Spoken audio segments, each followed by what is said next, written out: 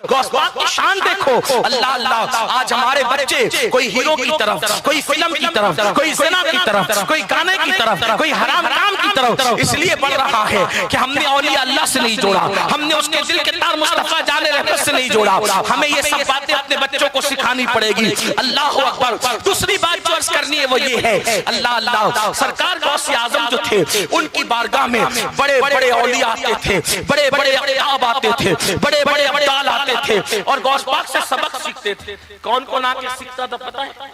एक मर्तबा गौस पाक बहुत खुश, बहुत खुश, किसी ने कहा सरकार आज बहुत खुश है। फरमाया हाँ, एक बंदा 2 कदम में बैतुल मुकद्दस से मेरे पास आया। 2 कदम में, कहां बैतुल मुकद्दस, कहां बगदाद। 2 कदम में कहां आया? बगदाद शरीफ। कहां से? बैतुल मुकद्दस से मेरे पास आया और सीखने के लिए आया कि इश्क किसे कहते हैं। क्या सीखने आया? मतलब इतना बड़ा हो गया था वो बंदा कि 2 कदम में बैतुल मुकद्दस से बगदाद तक का फासला तय कर सकता था। लेकिन सीखना क्या था? तवज्जो करें, क्या सीखना था? इश्क। और ये सब इश्क सीख कर बैठे हम लोग। जिनको वुजू का तरीका नहीं पता उससे बड़ा आशिक रसूल कोई नहीं। 3 बच्चों का बाप हो गया, गुस्ल करना नहीं आता, उससे बड़ा आशिक रसूल कोई नहीं।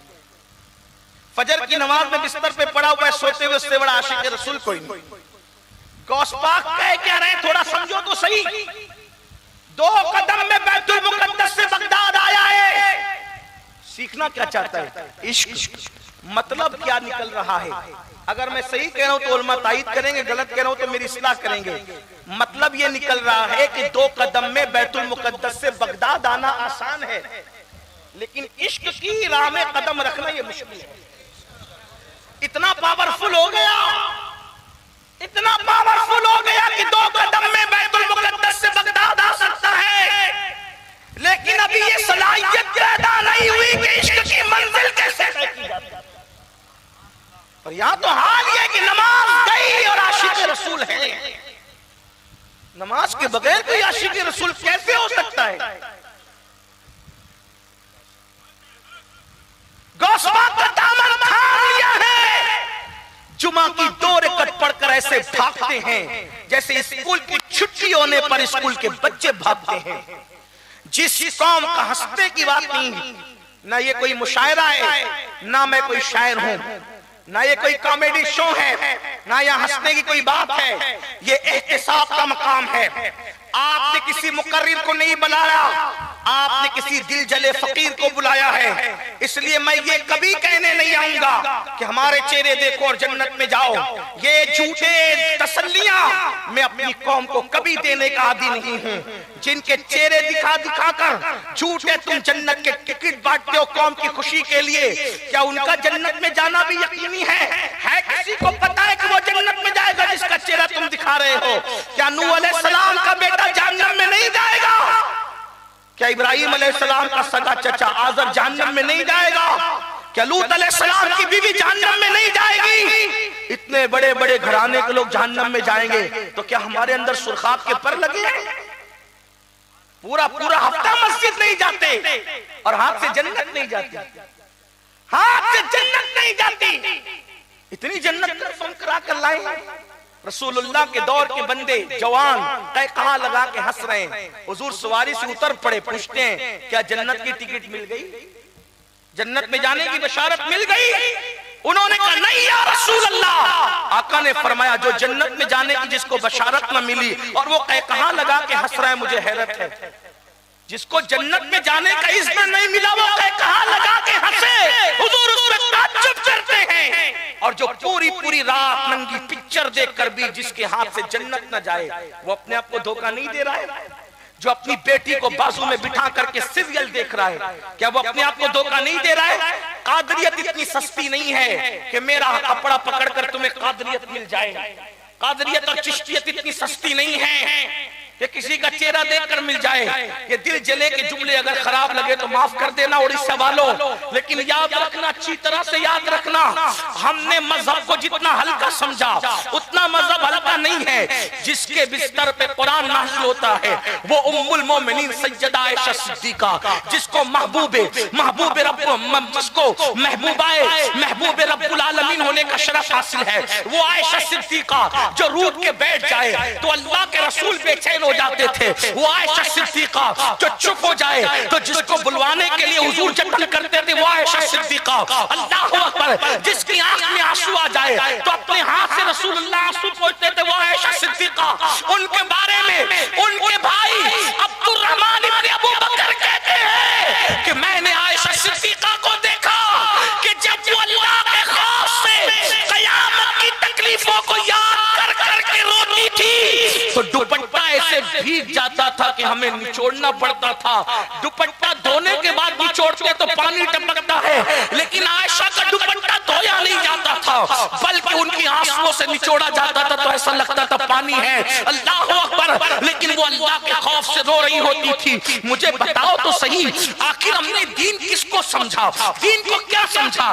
खड़े होकर पेशाब करते रहे, फिर भी हम गौस आज़म के गुलाम, हम रसूलुल्लाह के गुलाम। औरतों को तलाक की धमकियां देते रहे, फिर भी रसूलुल्लाह के गुलाम। नंगी पिक्चरें फेसबुक यूट्यूब का मिसयूज करते रहे। सोचो तो सही, मैं हैरान हूं जो गौस आज़म बेनमाजी को मुसलमानों के कब्रिस्तान में दफन होने से मना फरमा दे, जो गौस आज़म बेनमाजी मर जाए तो उसको मुसलमान के कब्रिस्तान में दफन मत करना।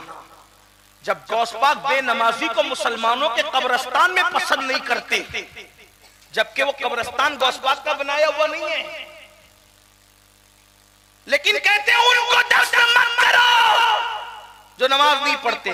तो जब बेनमाजियों को मुसलमानों के कब्रिस्तान में देखना गवारा नहीं, तो बेनमाजियों को कादरी सिलसिले में कैसे कबूल करेंगे? आप जो चाहे अपने लिए डिग्रियां तराश लें, ऐसे नहीं होगा क़यामत के दिन। बेनमाजी होकर आप अपनी कादरियत गौस पाक के सामने साबित नहीं कर सकते। आप जलसे के नाज़िम के सामने कुछ भी साबित कर ले, आप अपने दौर के खतीब और अदीब के दरमियान कुछ भी साबित कर ले, वहां तो बहुत बड़ी बात है।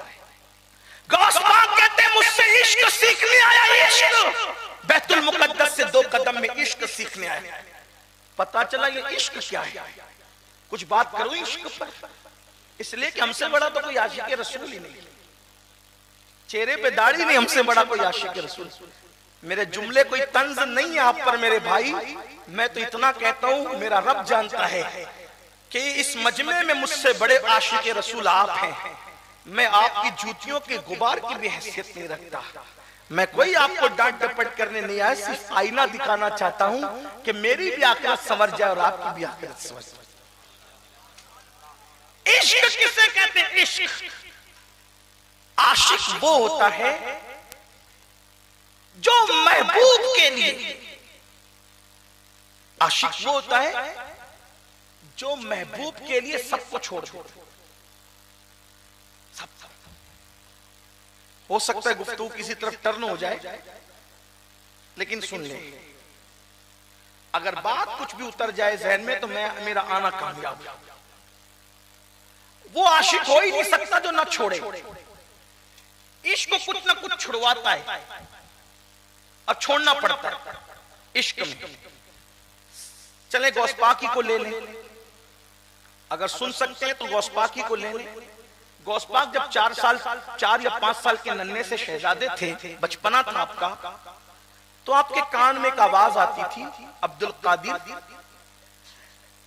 आशिक बनोगे कि महबूब बनोगे?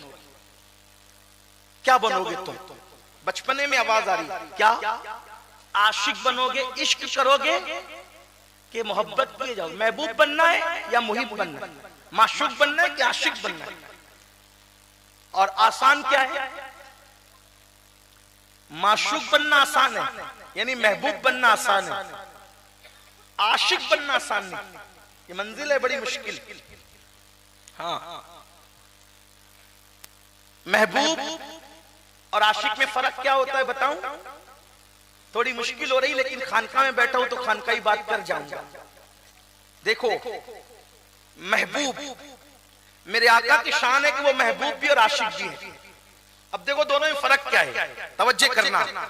जब शान महबूबियत का इजहार होता है तो जिब्रील को भेजकर सोते में जगाकर 70,000 मलाइका के जुलू में लामक्का पे बुलाया जाता है, अपना दीदार कराया जाता है। तू मुझे देख ले, मैं तुझे देख लूं, देखने का मजा आज की रात है। तबारक अल्लाह शान तेरी, तुझी को ज़ेबा है बेनियाजी। कहीं तो हो जोश लन तरानी, कहीं तकाज़े विसाल के थे। वही है अव्वल, वही है आखिर, वही है ज़ाहिर, वही है बातिन। उसी के जलवे, उसी से मिलने, उसी से उसकी तरफ गए। ये मकाम महबूबियत है, ये मकाम महबूबियत है। एक बार खुद से बुलाते हैं, 9 मरतबा महबूब अपनी मर्जी से जाता है। कसरे दना तक किसकी रसाई, जाते ये हैं, आते ये हैं, जाते ये हैं, आते ये हैं, जाते ये हैं, आते ये हैं। बंदा मिलने को करीबे हजरत कादिर गया, लम्हे बातिल में गुमने चल गए, साहिर गया। ये मकाम महबूबियत है। पूछा जाता है क्या पियोगे, पेश करें। क्या खाओगे, पेश करें, है ना। बैतुल मुकद्दस में पेश किया गया, मर्जी पर दिया गया। क्या चाहते हो बोलो, वही फैसला करेंगे। ये है मकामे।